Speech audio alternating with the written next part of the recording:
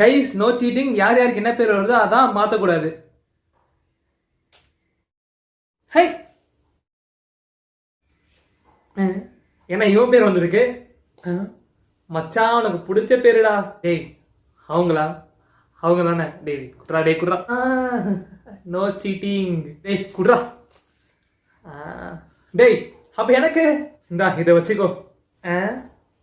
ஹே ஏன் பேரு இதை வச்சு நான் என்ன பண்றது? அப்புறம் என்ன, உனக்கு பிடிச்சது நீயே வாங்கிக்கோ மச்சான்.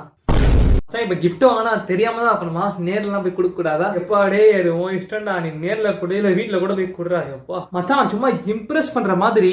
ஹே என்ன என்ன இது? அவளை மாதிரி அழகா ஒரு டால் வாங்கி தரலாமா கேட்டேன்டா. காசு அதான் அக்கௌண்ட்ல 720 ரூபா இருக்கு. இல்லையே உன் அக்கௌண்ட்ல 30 ரூபா தானே பார்த்தேன்.